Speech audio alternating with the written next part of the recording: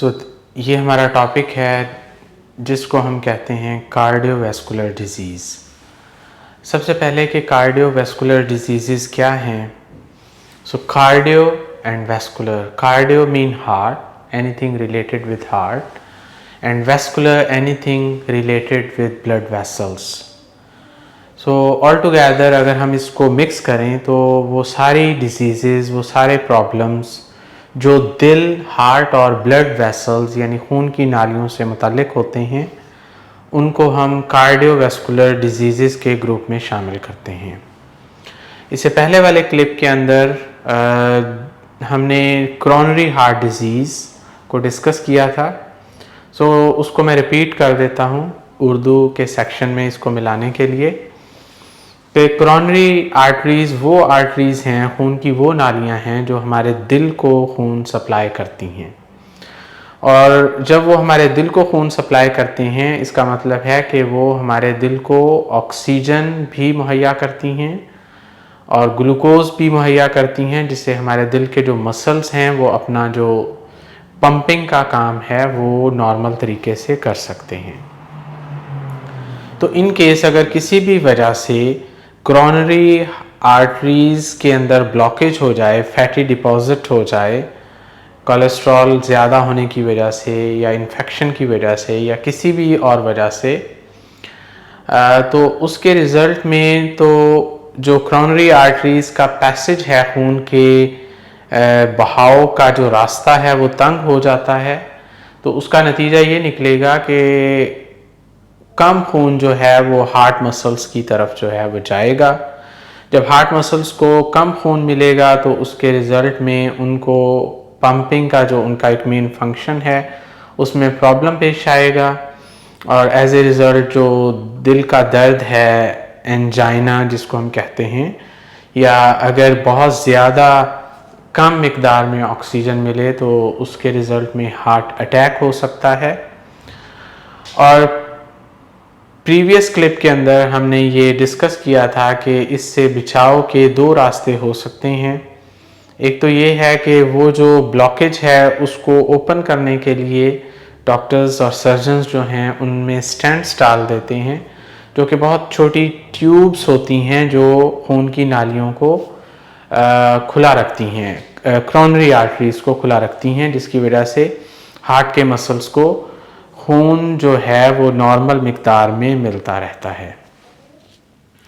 उसका दूसरा सॉल्यूशन जो है वो एक दवाई है जिसको हम स्टैटिन्स कहते हैं, जो खून के अंदर जो बैड कोलेस्ट्रॉल है LDL उसकी मिकदार को कम करती है और जो अच्छा कोलेस्ट्रॉल है जिसको हम HDL कहते हैं उसकी मिकदार को बढ़ाती है। तो HDL की मिकदार को जब वो बढ़ाती है तो HDL इट्सेल्फ भी जो बुरा कोलेस्ट्रॉल है, बैड कोलेस्ट्रॉल, LDL की मिकदार को कम करता है। और जब LDL की मिकदार खून के अंदर कम रहती है तो उससे क्रोनरी आर्टरीज़ या जो दूसरी ब्लड आर्टरीज़ हैं दिमाग की तरफ जाने वाली, तो उनमें फैटी डिपॉजिट्स के बिल्डअप होने के चांसेस कम होते हैं। सो इसका मतलब ये हुआ कि जो हार्ट अटैक के चांसेस कम होंगे, स्ट्रोक के चांसेस कम होंगे और इससे रिलेटेड और जो बीमारियां हैं ब्लड वेसल्स की, उनके चांसेस जो हैं वो कम हो जाते हैं जब बैड कोलेस्ट्रॉल का लेवल स्टैटिन्स जो है वो कम रखते हैं। बट उनके जो कुछ एडवांटेजेस भी हैं, जैसे स्टेंट्स जो है वो लॉन्ग टर्म के लिए वर्क करते हैं और फिर उनसे रिकवरी टाइम बहुत कम है लेकिन स्टैटिन्स जो हैं वो लाइफ टाइम आपको यूज़ करनी पड़ती हैं और फिर उनके कुछ साइड इफ़ेक्ट्स भी हैं। वो आपके किडनीज़ को, लिवर को और आपकी याददाश्त को, memory, in the long run memory loss हो सकता है।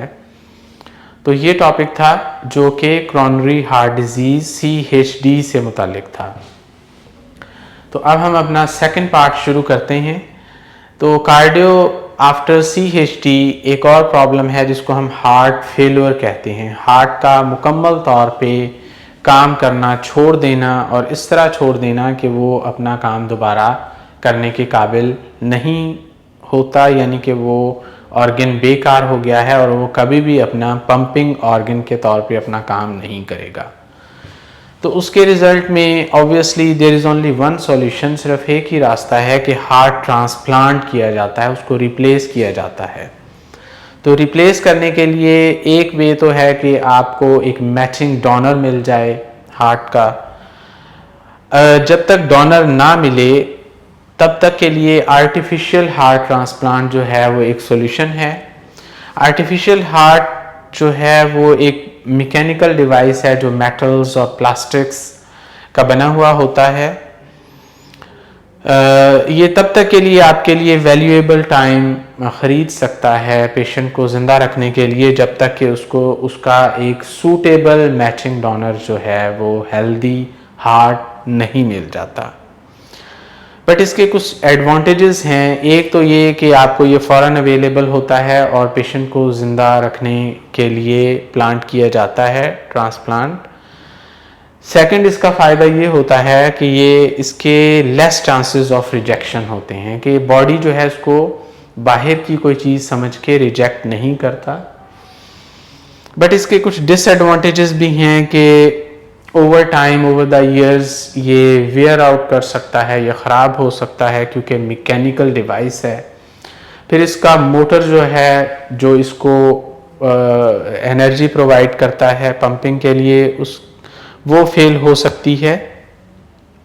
तीसरा इसका डिसएडवांटेज ये है कि इसमें ब्लड का फ्लो इस तरह नॉर्मल नहीं होता जैसा कि एक हेल्दी हार्ट के अंदर होता है।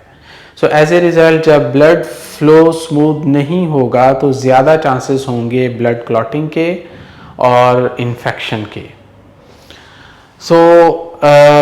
दूसरी साइड पे कि अगर पेशेंट को एक हेल्दी डोनर से हार्ट मिल जाए, हेल्दी हार्ट मिल जाए डोनर से, तो उसमें ब्लड का फ्लो ज़्यादा स्मूथ होता है। बट इसमें डिसएडवांटेज ये होता है कि इसके रिजेक्शन के चांसेस जो हैं वो ज़्यादा होते हैं। अब हमारा दूसरा प्रॉब्लम है जो कार्डियोवैस्कुलर ग्रुप के अंदर आता है, वो है फॉल्टी वॉल्व्स। वॉल्व्स जो है वो रास्ते होते हैं जो कि दो डिफरेंट पार्ट्स को मिलाते हैं। खून जब एक चैम्बर से दूसरे चैम्बर में एंटर होता है तो वो इन वॉल्व से गुज़र के जाता है। दो तीन वजूहात की वजह से हार्ट के जो वॉल्व्स हैं वो ख़राब हो जाते हैं, जिनमें एक है कुछ इन्फेक्शंस हैं, कुछ as a result of heart attack कि जब हार्ट का अटैक होता है, या ओल्ड एज की वजह से जो वॉल्व्स हैं वो स्टिफ हो जाते हैं और वो लीकेज करने लग जाते हैं, जिसकी वजह से ब्लड का जो फ्लो है वो बैकवर्ड डायरेक्शन में भी ब्लड फ्लो करने लग जाता है। तो अगर हार्ट के जो वॉल्व्स हैं बहुत सीवियरली डैमेज हो जाएं तो ऑब्वियसली उनका एक सॉल्यूशन ये होता है कि उनको रिप्लेस कर दिया जाए सर्जरी के लिए। तो ये जो रिप्लेसमेंट वॉल्व्स होते हैं ये दो ग्रुप्स में हम उनको डिवाइड करते हैं, biological and mechanical. So biological means के वो हम किसी लिविंग ऑर्गेनिज्म लाइक मैमल से लेते हैं, काउ से, पिग से, और मैकेनिकल जो है वो मैन मेड होते हैं लाइक आर्टिफिशियल हार्ट की तरह से। ये सर्जरी को कि हार्ट ट्रांसप्लांट के मुकाबले में कम ख़तरनाक है, कम रेडिकल है, बट ऑब्वियसली ये एक मेजर सर्जरी है क्योंकि आपकी जो चेस्ट है उसको ओपन करना पड़ता है, ओपन हार्ट सर्जरी है।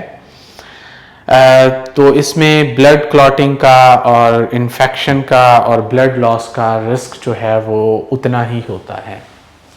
तीसरा केस है कि अगर इन सर्जरीज़ के दौरान या किसी और वजह से एक्सीडेंट के रिज़ल्ट में बहुत ज़्यादा ब्लड लॉस हो जाए तो, और ब्लड जो है वो अवेलेबल भी ना हो ब्लड ट्रांसफ्यूजन के लिए, तो उसके लिए आर्टिफिशियल ब्लड जो है वो यूज़ किया जा सकता है। सो आर्टिफिशियल ब्लड क्या होता है, ये एक सॉल्टी सॉल्यूशन होता है, सैलाइन सॉल्यूशन है, बट उसके अंदर एयर बबल्स नहीं होने चाहिए, अदरवाइज़ वो ब्लॉक कर देंगे। ऑब्वियसली वो एक बड़ा सीरियस प्रॉब्लम है। सो अ सॉल्टी सॉल्यूशन जो है विदाउट एनी एयर बबल्स उसको हम आर्टिफिशियल ब्लड कहते हैं। आर्टिफिशियल ब्लड जो है वो खून के वॉल्यूम को, उसकी मिकदार को बढ़ाता है, जिसकी वजह से जो नॉर्मल सर्कुलेशन है उसको करने में मदद मिलती है।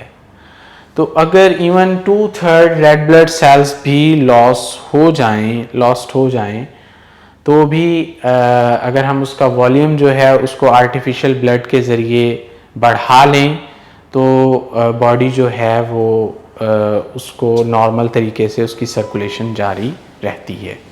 तो ये कुछ मेजर कार्डियोवैस्कुलर प्रॉब्लम्स हैं जो up to GCSE level and up to A levels.